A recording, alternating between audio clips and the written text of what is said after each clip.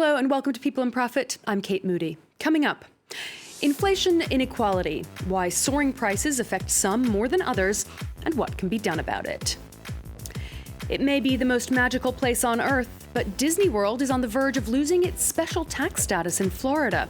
We look at what that means. And many French households and businesses are rushing to install solar panels. What's the cost and benefit of that new energy trend? Inflation in many parts of the world is at its highest level in decades. In the U.S., consumer prices were 8.3% higher in April than a year earlier. In the Eurozone, it was about 7.5%. Energy prices have been driving that surge, with Russia's war in Ukraine further fueling the trend. But higher inflation tends to have a bigger impact on low-income households, which devote a bigger share of their monthly budgets to food, fuel, and housing. Let's speak now to Xavier Jaravel, professor at the London School of Economics. Thanks for being with us today.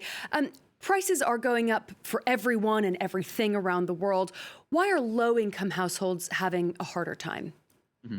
Thank you for having me. So there's many reasons why low-income households are hit more in the current period. So the first one is simply that prices increase faster than wages, and so that hurts everyone. But if you have a low income to begin with, surely it's much harder for you to cope with that. So you can imagine that if you have a high savings rate, then you can indeed save a little bit less, and there's not a big impact on your life. But if you were already struggling a bit, then that can have a big impact on you. The second reason is that if you look at the reasons why prices have increased, so especially energy prices are the big reason behind inflation in most countries. It turns out that there's a lot of low-income households that are particularly exposed to energy prices. So it could be that you have to drive to work every day, and so in that case you have no choice. You have to you have to go to a gas station, and you face higher prices. And the third reason is I'd say it's about housing. So often more affluent households, they own their house, and in that case you're just protected against an increase in rents, so an increase in house prices in general, because you already own your house. Lower income groups, younger households are much more exposed to that. And more broadly, if you think about assets, so housing is one particular type of assets, but you could also think about who has invested in the stock market, who keeps money in their checking account.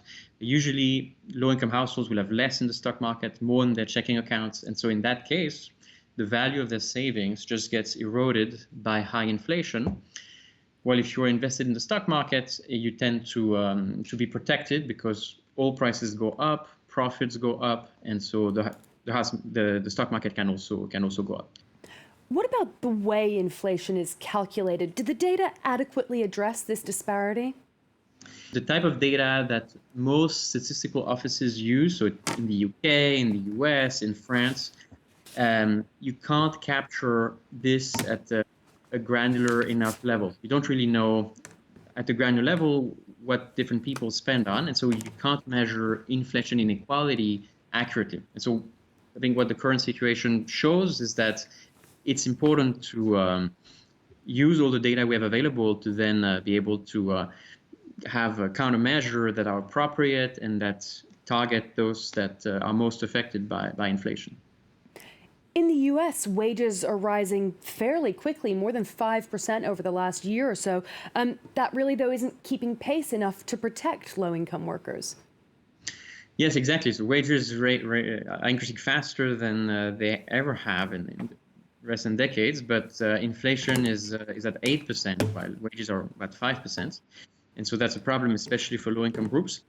Here, it's very difficult because if you start saying that wages should be indexed on inflation, then you're going to be fueling a wage price spiral, and you're not going to be able to tame inflation. So the broad strategy is to try to bring down inflation and at the same time increase certain schemes we have to help low-income groups. So different countries have different things. The US has food stamps, for example. In France, we have the anti-poverty programs called RSA. And so those are schemes that you could index on inflation so that at least there, if not wages, follow inflation one for one. What about in Europe? Are Eurozone economies facing a similar problem of very high inflation and this growing gap of inequality? So I think the difference between Europe and the US is that in Europe there is a bigger shock for energy prices, and that's in part due to obviously the Ukraine war. The US has been more insulated from that, especially if we look at gas or electricity. But in some ways, the situation in the US is more preoccupying for the medium to long run, because in the US, so far we see more broader base inflation and higher rates of inflation. So there's a bigger risk of wage price spiral and sustained inflation for a long time in the US. And there are different reasons for that, but one is that the stimulus packages in the US during the pandemic were particularly large and untargeted. So the US doesn't have a strong system of social safety nets, so there were many tax credits and checks that were sent out to households, and that increased aggregate demand, and then the economy wasn't able to keep up with that, and so that leads to an increase in inflation and prices across the board. Now, there's a lot of focus on central banks raising interest rates or changing monetary policy to try to dampen inflation. Is that an effective tool to help protect more vulnerable households? If the question is to protect more vulnerable households, then no, that's not the main tool, right? The job of central banks is to keep the overall inflation rates at reasonable levels. And so there's a big role to be played now by central banks. But if we think about low-income groups, the main tools we have are all these poverty alleviating schemes that we discussed a moment ago. So they differ by country: food stamps in the US, minimum income in different countries. And so those should be at least indexed on inflation at a more regular pace than they usually are. Xavier Jaravel, thanks so much for being with us on People and Profit today. The governor of Florida has taken steps to end special privileges for Disney World in a row over the state's so-called Don't Say Gay bill. The Walt Disney Company had publicly criticized the legislation, which limits discussion of sexual orientation and gender identity in public schools.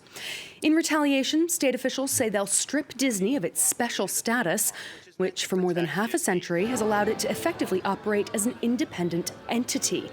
Spanning 25,000 acres across Orange and Osceola counties, it's known as the Reedy Creek Improvement District. Charles Pellegrin joins us with more.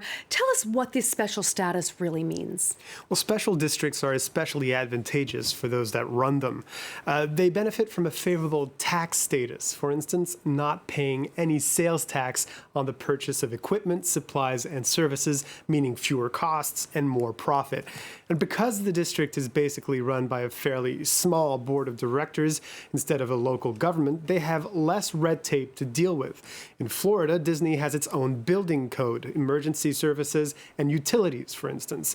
And financing is easier too. A special district has access to the municipal bond market, which is worth $4 trillion for infrastructure and utility projects. For a company like Disney, roads, bridges, power grids, and suddenly become easier to build. So what repercussions could come of that special status being revoked? Well, currently, Disney's special district owes $1 billion to bondholders.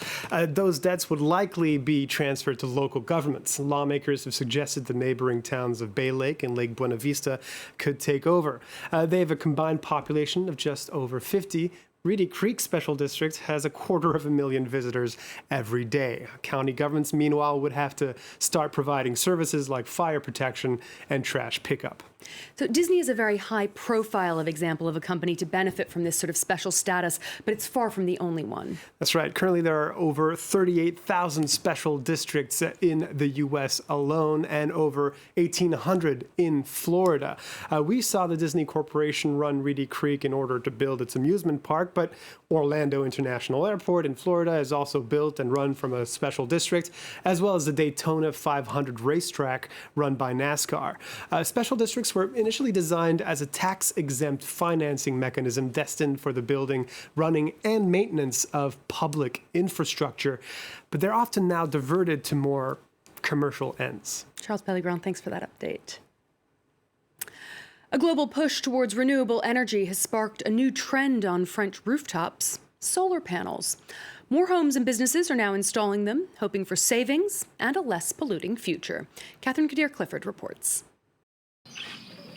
Reducing carbon footprints while bringing down electricity bills. The double argument that won over this homeowner in western France. He's installing solar panels on his roof, hoping to shrink his €2,400 annual energy bill. It can pay for itself within 7 years, so that's quite reasonable.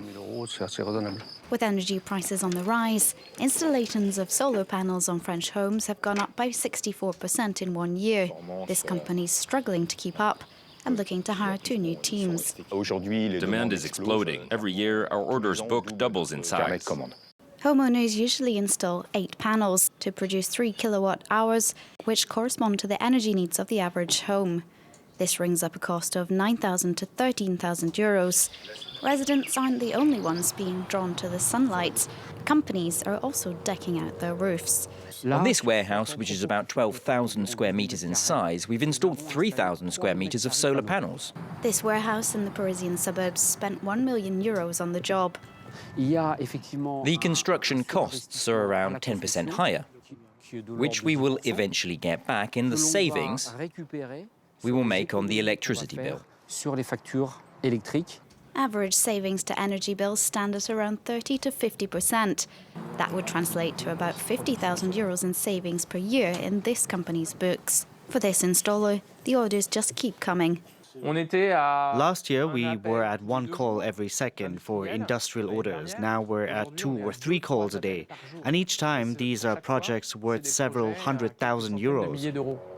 The number of solar panels being installed in France has increased by over 50-fold in 7 years.